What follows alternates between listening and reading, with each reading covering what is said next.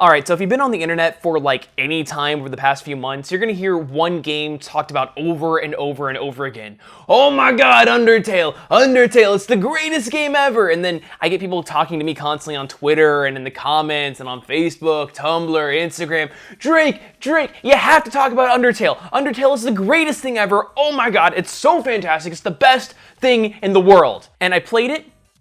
Okay. I like it. I like it a lot. So no, this isn't going to be an unpopular opinion where I say Undertale freaking sucks. Undertale's a good game, but I think it's really good, but I don't think it deserves okay, it deserves all the praise that it's getting, but I don't think that it should be put on such a high pedestal of, this is the greatest game of all time, there's never been a better game before it, and there will never be a better game since. It's great. It's a damn great game, but people make it out to be way better than it is, and unfortunately, for most people, I don't think it's going to live up to the hype. Now, thankfully, I played it in December, and I want to say it came out in September, and it didn't really even gain momentum until December. So when I played it, it wasn't the big hype machine that it is today, even though it's only been, a couple months since I've played it. But it's turned into a complete worldwide internet phenomenon. It's huge. It is everywhere. You literally cannot go anywhere on the internet without seeing it. I guarantee you can go to ESPN, and there's probably some sort of Undertale reference somewhere. Undertale is a great game, but I think it suffers from the same problem that a lot of great things suffer from. It's just the fan base. The fan base really makes it hard for anybody to want to get into it. I really wanted to get into Steven Universe for a long time, but the fan base is really turning me off. I love Gravity Falls, but unfortunately I have a hard time saying that to people because the fan base has gotten really toxic in some cases. I don't think it's as bad as the Steven Universe fan base from what I've seen, but there's a lot of toxicity going on everywhere. And also, whenever you take a game or anything and hold it such a high pedestal, there's no way it can live up to the hype. I mean, just look at Duke Nukem Forever. It was in development forever, and everybody just kept hyping it up, and hyping it up, and hyping it up, and the finished product, there's no way it could ever get to that level that everybody was excited about and hyping it up for. And as we all saw, Duke Nukem Forever, while it was an alright Duke Nukem game, it could never live up to that hype. And I honestly think that Half-Life 3 is going to go the same route if we just keep hyping and hyping and hyping it up. But let me praise Undertale a bit more. The storytelling is phenomenal. I love the genocide and the pacifist route, however you want to say it. I love that you can absolutely not kill anybody. And I will admit, I killed Toriel the first time because I didn't understand that you just had to keep pressing spare over and over and over again and keep showing mercy over and over and over again. And then I reset, and then Flowey's like, hey, I saw what you did there. You killed her, but then you hated that, so you restarted the game. And you did what you could to not kill her. And I'm like, all right, game. From that instant, I knew that it was something special. When the game flat out knew that I killed Toriel and that I went back to save her, I really knew that I had something special. And also, Toby Fox, oh my god, your music is phenomenal. It is insanely good. Even my fiance, who is not a fan of Undertale and refuses to play it, she will jam out to all the amazing remixes by my friends over at Game Chops because they're so catchy and so good. Listen, hate Undertale all you want, but the music, it is hard to deny, is anything short, but it's nothing but amazing. It's superb, tremendous, other adjectives of positivity.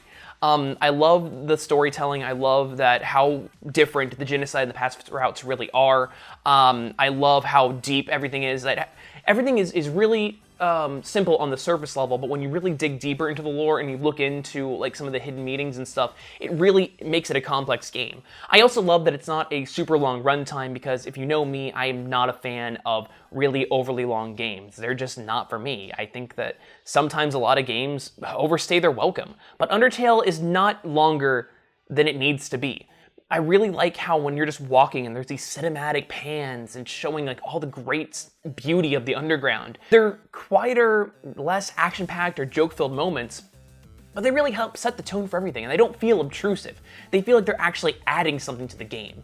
The combat system is also phenomenal.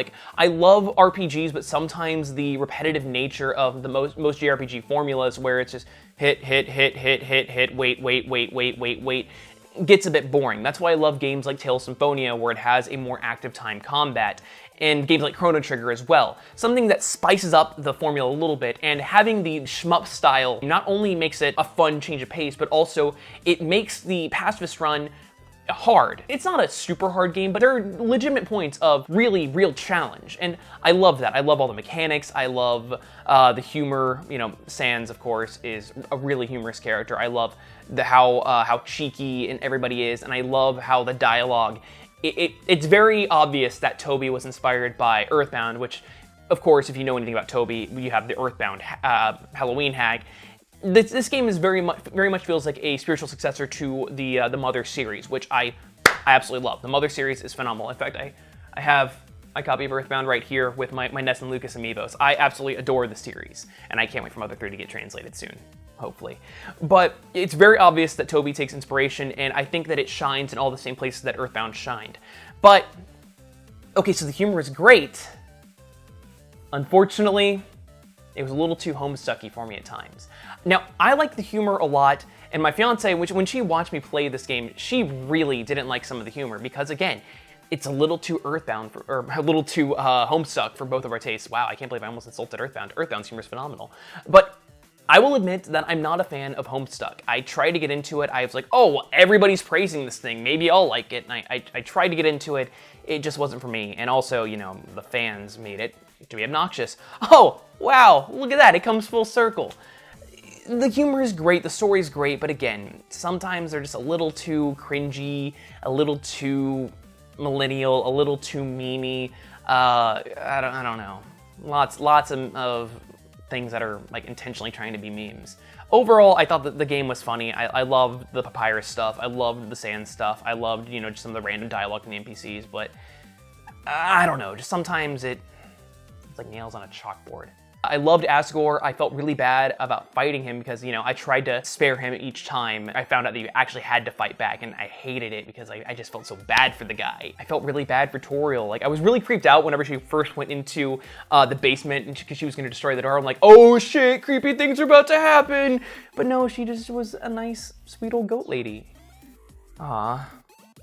I also love the cosplays that have come out of Undertale. Like, some of the fans have really gone above and beyond with their creativity. Like, this is a picture of me at KatoriCon, and a fan had made a Sans mask, and I asked him if I could wear it, and it was just amazing, great quality. At the same con, I found a Toriel cosplayer, and I was signing autographs at my autograph session, and I straight up left. Like, I saw a Toriel cosplayer out there, so I said, hold on a second. I got up from my station. I went to go like, hey, I'm really sorry I killed you. And she said, it's okay, my child. And I was like, this is the greatest thing ever. Man, Undertale's a great game.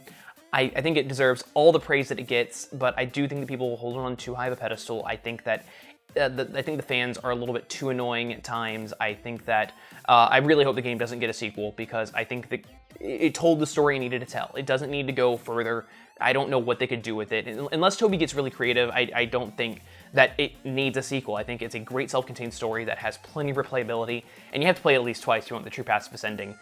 But yeah, amazing game, and those are my thoughts on it. So yeah, if there are any other games, like, you know, both new and old that you want to hear my thoughts on, then just leave me a suggestion in the comments below or tweet me at TrailerDrake. And of course, if you have like any ideas that you want me to talk about for these vlog videos, just like my opinions on things or things you want me to talk about in gaming, I'm here. Leave them in the comments, tweet me at TrailerDrake. I'll answer them. It'll be fun.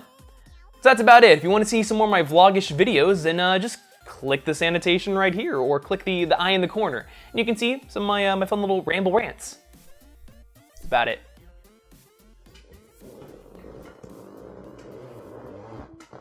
This chair farted.